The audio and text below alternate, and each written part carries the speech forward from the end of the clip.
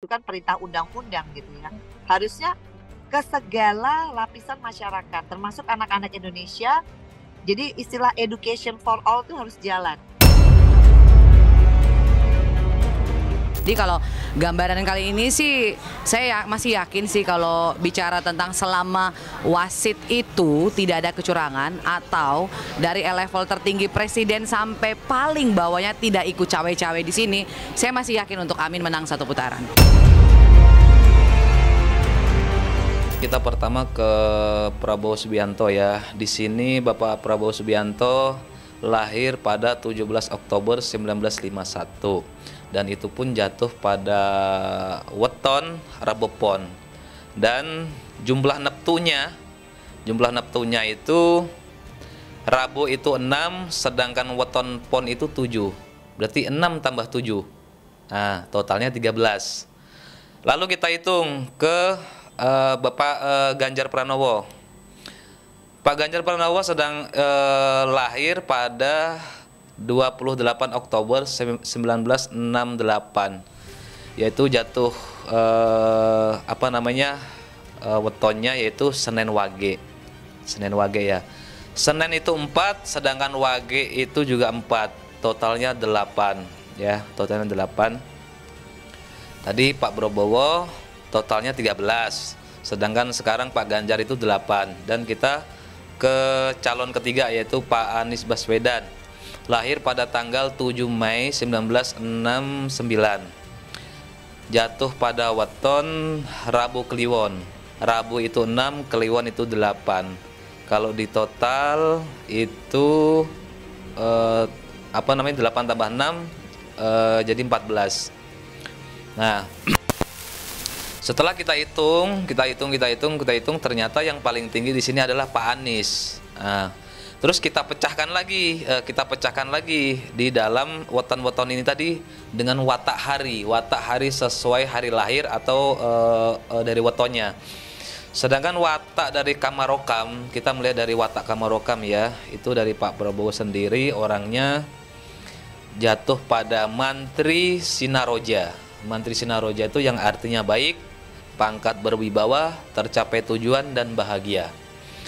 Sedangkan dari Pak Ganjar sendiri yaitu tadi Senin Wage, itu jatuh kepada watak sesuai hari kelahiran itu Sanggar Waringin, yang berarti baik, berkembang, tentram, bahagia, dan memberi pengayoman.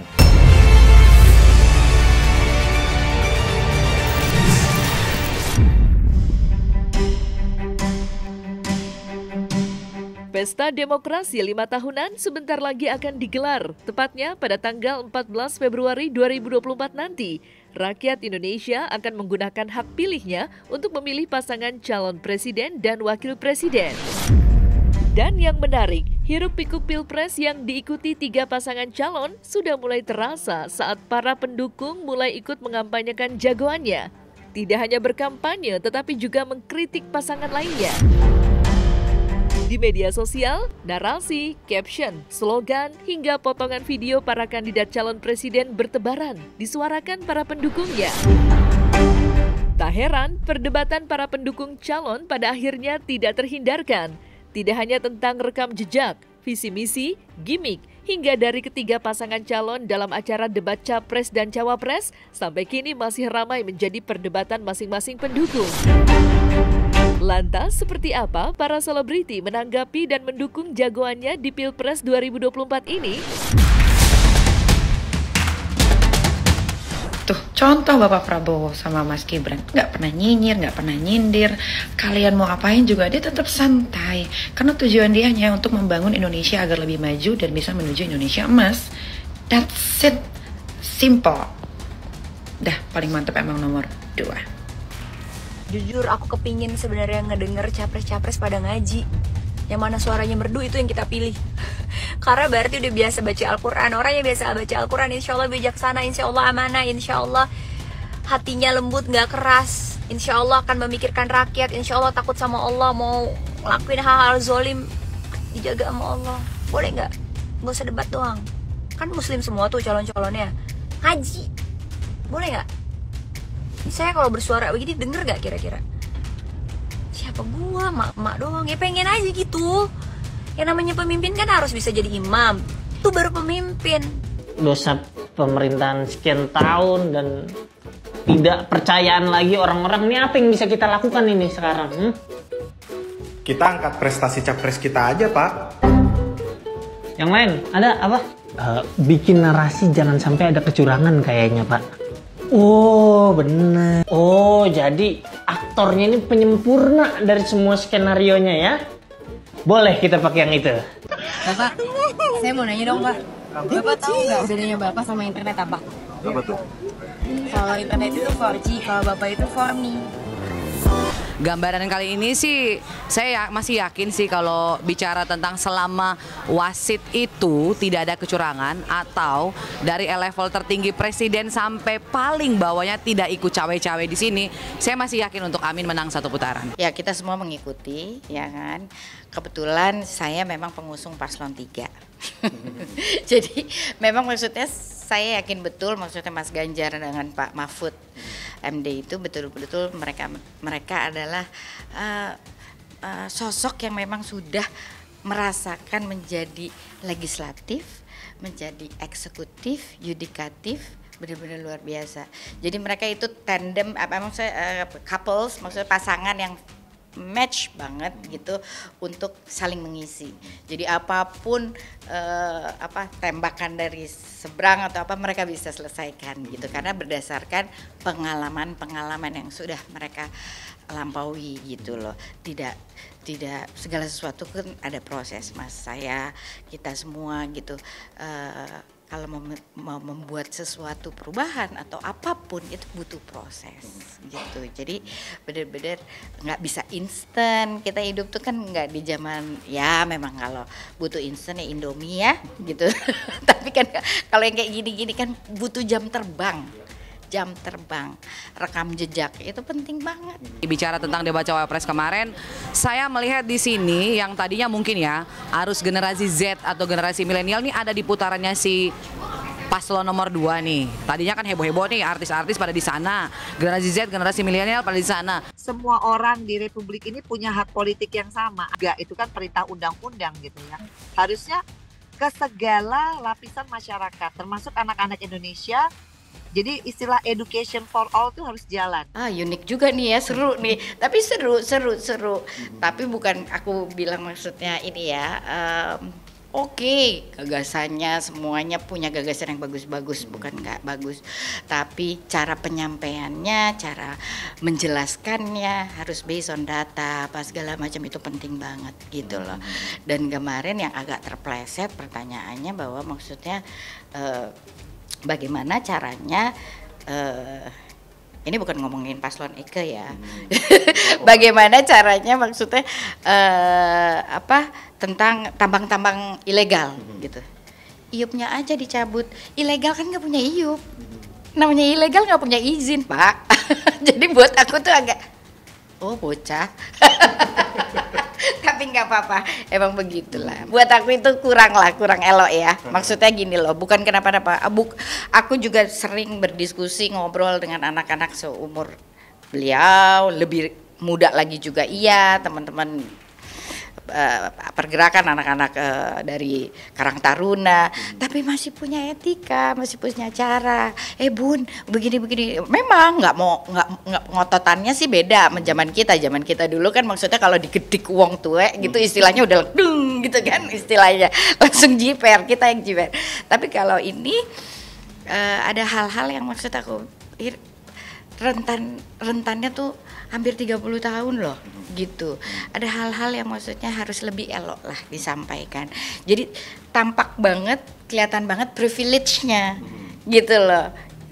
Ya takut dong pasti biar gimana ada di kabinetnya juga gitu yang dia serang gitu loh istilahnya. Tapi kan nggak begitu caranya gitu buat saya ya kalau yang cawapres kemarin. Tapi yang paling keren adalah pada saat bomber jacket.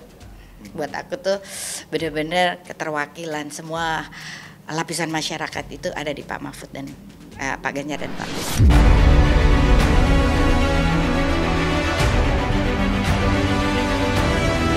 Hanya sekedar ngejok konten. Kalau salah ya salah. Vista Belate.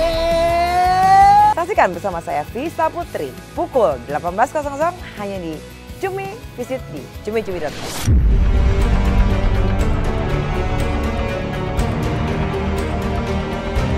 Pemilu kali ini tidak hanya diramaikan perdebatan mengenai pasangan calon presiden dan wakilnya, tapi juga maraknya suara kritis masyarakat menanggapi banyaknya para publik figur yang ikut terjun untuk membalik kartu nasibnya menjadi anggota legislatif DPR RI di Senayan. Sambutan masyarakat pada kalangan selebritis yang maju mencalonkan diri sebagai wakil rakyat tidak selalu positif. Sebab tidak sedikit masyarakat yang pesimis dengan kinerja para selebritis jika nantinya terpilih menjadi anggota DPR RI. Lantas seperti apa sejumlah selebriti menanggapi suara pedas yang meragukan kapasitasnya menjadi wakil rakyat?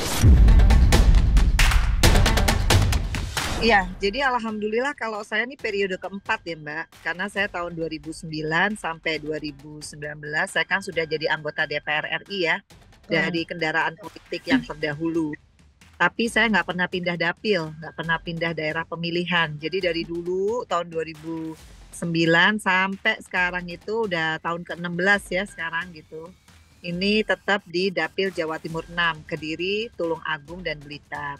Artinya pada saat saya jadi anggota DPR RI, masyarakat Kediri, Tulung Agung, dan Blitar tahu banget apa yang saya kerjakan. Artinya saya ini amanah. Jadi beban kita beban moral ya, jadi kalau kita nggak kerja ya otomatis kita kan sumpahnya bukan kepada manusia. Nah jadi saya salah satunya membuktikan bahwa saya pengen totalitas adalah saya meninggalkan pekerjaan saya sebagai salsa entertainer, sebagai pemain sinetron, totalitas lah jadi wakil rakyat. Artinya kan masyarakat juga bisa lihat 10 tahun saya kerja, banyak sekali itu sekolah-sekolah karena saya komisi 10 yang dapat program pro rakyat 100%. Jadi nggak ada potongan, nggak ada staf saya harus terima, kita no KKN lah. Jadi kalau dampak positifnya sih mungkin dia menggunakan ketenarannya dia, kemudian dia nyalek berharap kan biaya kampanye lebih kecil nih, atau dia turun belusukan nggak harus terlalu banyak, karena begitu dia touchdown ke satu lingkungan, oke dong orang langsung kenal dia, oh ini si A yang main di sini atau yang penyanyi ini gitu. Tapi menurut sudut pandangan saya bahwa ada satu impact negatif jika si artis tadi ini tidak paham tentang politik. Jadi ibaratnya artis ini ikut-ikutan nih, dia politik ya politik. Padahal sebenarnya begitu dia duduk nanti, apa yang mau dia lakukan, apa yang mau diperbuat, atau visi misinya pun nggak nyambung dengan apa yang sekarang dinamika di masyarakat yang naik turun. Nggak apa-apa, justru lebih baik ya, semakin banyak mereka-mereka yang sudah selesai sama hidupnya mereka, istilahnya PR panggungnya mereka, pencarian diri panggung gitu udah selesai, lebih baik mau harus bisa berkontribusi untuk bangsa ini gitu loh. Aku sih senang-senang aja, makin banyak temen juga. Jadi siapapun pilihan sebenarnya saling menghargai itu penting. Karena jangan sampai begitu selesai pesta demokrasi malah saling ribut nih antar tetangga, antar keluarga, ini terjadi. Jadi bagi saya dalam menentukan pilihan ini kan masing-masing orang punya pandangan berbeda. Pesan saya kondusif, saling menghargai, jaga kerukunan. Cinta itu mempertemukan. Hal itu bisa membuat seseorang sampai ke titik terendah dan tergelapnya. Cinta itu menyatukan. Mereka tahu nggak hal-hal lain di luar itu? Hal-hal apa yang saya lakukan untuk Lesti? Cinta itu memisahkan. Kalau orang tua gua pada akhirnya tidak menganggap gua anaknya lagi. Bahkan kadang cinta itu juga meninggalkan. Satu saat gua kenapa-napa, dibunuh misalnya. Anak saya nikah, kenapa yang jadi walinya itu bukan saya? Tapi satu hal yang pasti, cinta itu punya kekuatan. Alvin in Love, cinta untuk semua.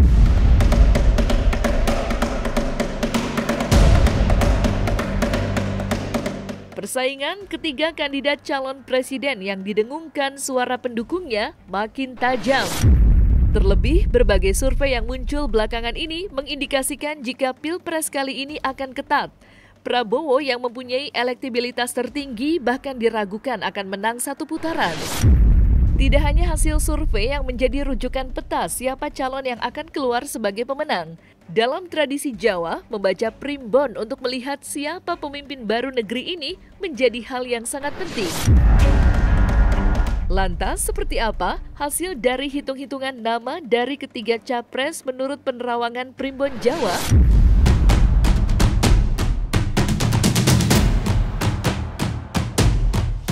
Dari segi nama-nama sendiri kita hitung pertama dari Prabowo Subianto ya.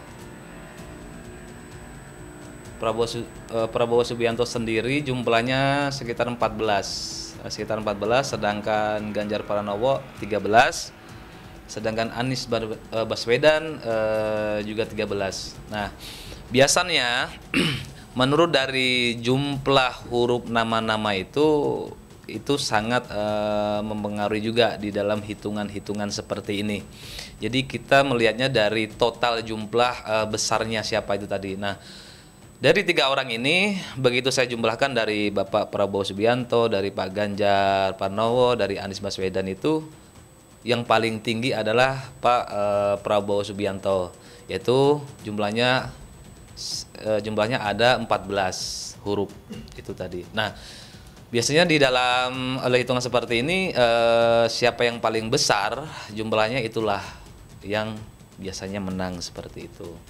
Dan kali ini saya lebih kepada Pak Prabowo ya, menurut dari jumlah hurufnya yaitu 14. Kalau yang lainnya tadi 13. Pertama ke Prabowo Subianto ya. Di sini Bapak Prabowo Subianto lahir pada 17 Oktober 1951 dan itu pun jatuh pada weton Rabu Pon. Dan jumlah neptunya itu Rabu itu 6, sedangkan weton Pon itu 7. Berarti 6 tambah 7. Nah, totalnya 13. Lalu kita hitung ke Bapak Ganjar Pranowo. Pak Ganjar Pranowo sedang lahir pada 28 Oktober 1968, yaitu jatuh wetonnya yaitu Senin Wage ya. Senin itu 4, sedangkan Wage itu juga 4, totalnya 8 ya, totalnya 8. Tadi Pak Prabowo totalnya 13, sedangkan sekarang Pak Ganjar itu 8. Dan kita ke calon ketiga yaitu Pak Anies Baswedan, lahir pada tanggal 7 Mei 1969, jatuh pada weton Rabu Kliwon. Rabu itu 6, Kliwon itu 8. Kalau di total itu 8 tambah 6 jadi 14. Nah, setelah kita hitung, ternyata yang paling tinggi di sini adalah Pak Anies. Nah, terus kita pecahkan lagi di dalam weton-weton ini tadi dengan watak hari sesuai hari lahir atau dari wetonnya. Sedangkan watak dari Kamarokam, kita melihat dari watak Kamarokam ya, itu dari Pak Prabowo sendiri orangnya jatuh pada Mantri Sinaroja. Mantri Sinaroja itu yang artinya baik, pangkat berwibawa, tercapai tujuan dan bahagia. Sedangkan dari Pak Ganjar sendiri yaitu tadi Senin Wage, itu jatuh kepada watak sesuai hari kelahiran itu Sanggar Waringin, yang berarti baik, berkembang, tentram, bahagia, dan memberi pengayoman. Menurut kepercayaan Jawa yaitu weton ya, dari hitungan weton itu keadaannya baik dan seseorang yang penuh wibawa dikarenakan dia itu suka merencanakan dan berhati-hati. Jadi mempunyai sifat yang berhati-hati dan waspada seperti itu. Biasanya kalau orang mempunyai sifat yang waspada dan berhati-hati itu seorang kesatria gitu ya. Oke, kalau saya lihat dari tanggal lahir itu tanggal 17 Oktober 1951 itu punya Pak Prabowo. Yang saya lihat tahun ini adalah tahun menguji kesabaran dia. Kayaknya sekarang nih dia lagi mengatur emosi dia, mulai mengatur cara tata bicara dia. Jadi yang saya lihat sih Pak Prabowo sudah mulai mengatur supaya tidak terlalu emosinya dilihat sama masyarakat terlalu menggebu-gebu. Yang saya lihat seperti itu, karena kan dia unsurnya logam. Karena orang logam itu semakin tua umurnya semakin bisa lebih bijaksana. Pak Anies ya, lahir tanggal 7 Mei 1989, orang tanah. Orang tanah itu adalah orang yang sangat berambisius. Ambisiusnya selalu berlebih-lebihan. Orang tanah Seperti itu. Tapi gara-gara ambisius dia itu bisa membuat dia malah jadi jatuh, malah membuat dia jadi tidak begitu bagus. Karena kadang-kadang orang tanah itu ambisinya terlalu besar, jadi dia menempuh apapun jalan. Yang penting dia bisa ada rasa simpati orang kepada dia. Seperti itu yang saya lihat. Jadi seperti Pak Ganjar Pranowo ini juga lahir tanggal 28 Oktober 1968, unsur tanah. Jadi dua tanah ini yang saya lihat akan bersekongkol untuk bagaimana caranya supaya ambisi mereka berdua ini bisa jadi satu nanti. Yang saya lihat seperti itu. Tapi dari usaha-usaha dari yang lain pengennya sih sekali putaran. Tapi yang saya lihat nih semua pada mengatur strategi supaya bisa dapat 2 putaran.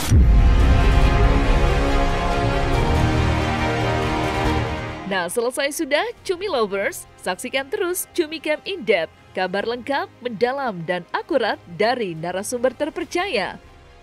Dan jangan lupa untuk like, subscribe, dan juga share channel YouTube Cumi Cumi.